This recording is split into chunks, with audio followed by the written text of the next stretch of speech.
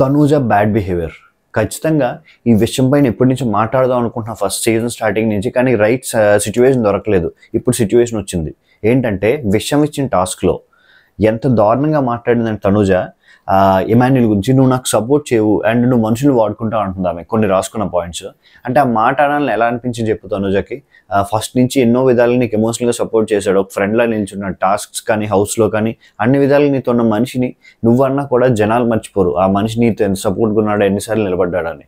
ఇంకోటి ఏంటంటే ఓకే, నువ్వు హెల్ప్ తీసుకుంటా అంటే నువ్వు సహాయంకి వాడుకుంటా కానీ ఎవరికి సహాయం చేయవని చెప్తుంది తనుజ.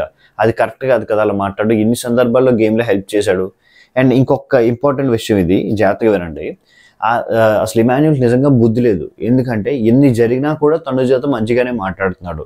అండ్ దాని టాస్క్ ఏంటిది? హ్యాచ్ టాస్క్ ఆడినప్పుడు ఏంటంటే ఆ ముందు ఆ వారంలోనే కదా నన్ను వాడుకుంటావు, నువ్వు నాకు సహాయం చేయవని అలా అన్నప్పుడు హ్యాచ్ టాస్క్లో బుద్ధున్న మనిషి ఎవడైనా కూడా ఏంటంటే వచ్చి నీకు సహాయం చేయడు కదా. ఎవరు దివ్య వచ్చి నాకు హెల్ప్ చేయండి, నాకు సపోర్ట్ చేయండి అంటే ఖచ్చితంగా దివ్యకి వెళ్ళి సపోర్ట్ చేసి నిలబడ్డాడు. అండ్ ఇప్పుడు నువ్వు అడిగేవా తనుజ అంటే తనుజ హెల్ప్ అడగలేదు. హెల్ప్ అడగపోగా ఏంటంటే ఇమాన్యుల్ చేయలేదని తిరిగి తన మీద ఎలిగేషన్ చేస్తుంది. ఎలాంటి మనసు చూడండి.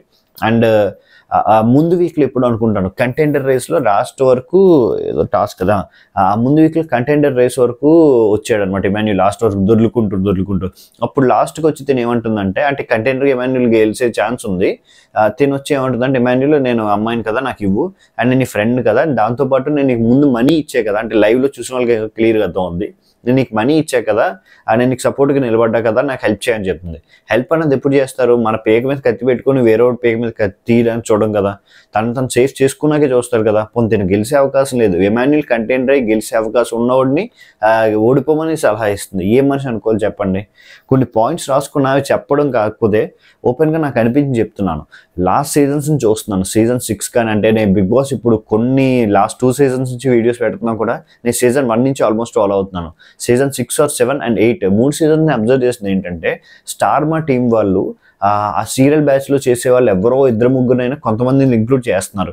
చేయడం పక్కన పెడితే ఏంటంటే వాళ్ళ గురించి పాజిటివ్ అప్రోచ్, అంటే పాజిటివ్గా సీజన్లో ఆర్ఎల్స్ పాజిటివ్గా ఎపిసోడ్లో పడేలాగా సీన్స్ కట్ చేస్తున్నారు. అదేమవుతుందంటే వాళ్ళు చేసిన ఏదో పనులు కవర్ అవుతున్నాయి, మంచి మాత్రం కనిపించేలాగా ఎడిట్ చేస్తున్నారు.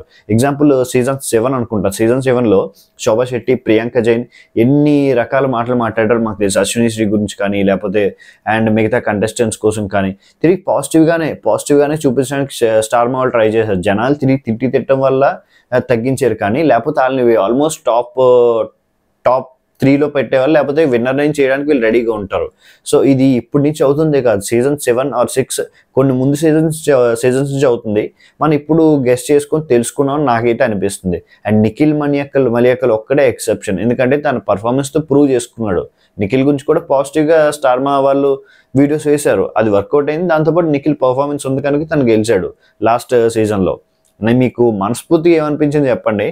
నాకైతే బిగ్ బాస్లో సీరియల్లో చేసిన వాళ్ళని ఎక్కువ పాజిటివ్గా చూపించడానికి ట్రై చేస్తున్నారు.